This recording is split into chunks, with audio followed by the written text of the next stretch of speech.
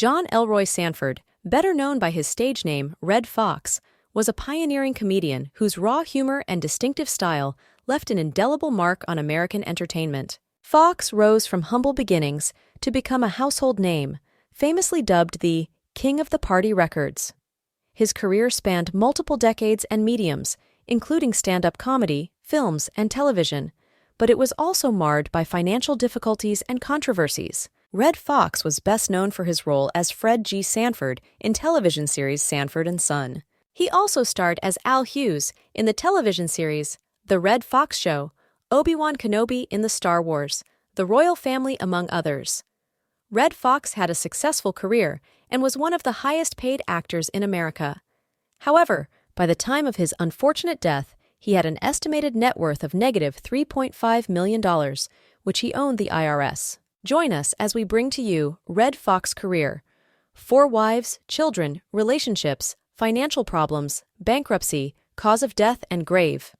Give us a like and subscribe to our channel to watch other interesting videos. John Elroy Sanford was born on December 9, 1922, in St. Louis, Missouri, to Fred Sanford and Mary Hughes. His father worked as an electrician and auto mechanic. His father left when he was only 4 years old and was raised by his mother and grandmother. While he was young, Foxx was inspired by his older brother. After finishing high school, Foxx began performing stand-up comedy act in nightclubs. Foxx's early career was rooted in the burgeoning black comedy circuit. He moved to New York City in the early 1940s, performing at various small venues. His big break came with the release of his comedy albums, starting in the 1950s. These party records were known for their risque and explicit content, which was groundbreaking for the time. Foxx's ability to address taboo subjects with humor resonated with many, particularly African-American audiences, who saw their experiences reflected in his work. By the 1960s, Foxx had released over 50 comedy albums, solidifying his reputation as a comedy legend. His albums were often sold under the counter due to their explicit content, which only added to their allure and Foxx's growing cult status. Foxx's transition to television came in 1972 with the premiere of Sanford and Son, an American sitcom produced by Norman Lear. Foxx starred as Fred G. Sanford, a cantankerous junk dealer living in the Watts neighborhood of Los Angeles. The show was a massive hit, running for 6 seasons and becoming one of the most beloved sitcoms of the 1970s. Sanford and Son was notable not just for its humor, but for its portrayal of African American life. Foxx's character, though often grumpy and scheming, was also loving and wise in his own way. The chemistry between Foxx and Demon Wilson, who played his son Lamont, was a central element of the show's success. Despite his success, Foxx faced numerous financial problems throughout his life. His lavish lifestyle, coupled with poor financial management, led to significant debt. Foxx was known for his generosity and extravagant spending, often helping out friends and family financially. However, these habits, along with unpaid taxes, led to severe financial strain. In the 1980s, the IRS seized Foxx's assets to cover unpaid taxes, including his home and belongings. This financial turmoil significantly impacted his later years, forcing him to continue working to pay off his debts. During the height of Sanford and Son, Foxx found himself in a salary dispute with the producers. Despite the show's success, Foxx felt that his salary did not reflect his contributions and popularity. In 1974, he walked off the show in protest, demanding a substantial pay raise. The dispute was eventually resolved, and Foxx returned to the show with a new contract that included a significant salary increase and other benefits. This incident highlighted the broader issue of fair compensation for African American performers in Hollywood, setting a precedent for future negotiations.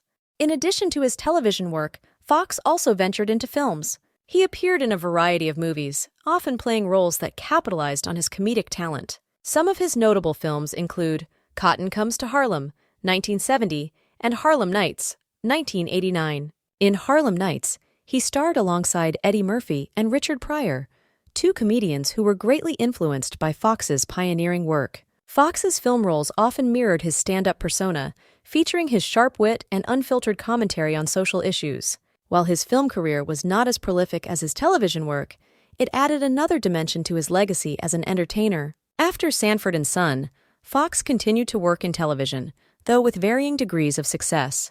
He starred in the short-lived series The Redd Foxx Show, 1986, and later in a revival of his famous character in Sanford, 1980-1981. However, these shows failed to capture the magic of Sanford and Son and were quickly canceled. Despite these setbacks, Foxx remained a beloved figure in the entertainment industry, often appearing as a guest on various talk shows and specials. Death and legacy. Redd Foxx's life came to an untimely end on October 11, 1991, when he suffered a heart attack while rehearsing for his new TV show, The Royal Family. He was 68 years old. His death was a significant loss to the world of comedy, but his influence endures. Foxx was laid to rest at Palm Memorial Park in Las Vegas, Nevada. His gravesite has since become a place of homage for fans and fellow comedians who continue to draw inspiration from his groundbreaking work. Redd Foxx's career was a testament to his talent, resilience, and pioneering spirit. From the gritty humor of his party records to the iconic role of Fred Sanford, Foxx broke barriers and set new standards in comedy. Despite his financial troubles and controversies, his contributions to entertainment are undeniable. Redd Foxx remains a legendary figure whose work continues to entertain and inspire generations. Redd Foxx's personal life. Redd Foxx was married 4 times. His first marriage was to Evelyn Killebrew in 1948. The couple were married for 3 years until their divorce in 1951. His second wife was dancer Betty Jean Harris, who was a showgirl. The couple met a nightclub where they were performing. They got married in 1956. Betty Jean Harris quit her job to become a full-time wife. Foxx adopted Harris' daughter Debracha.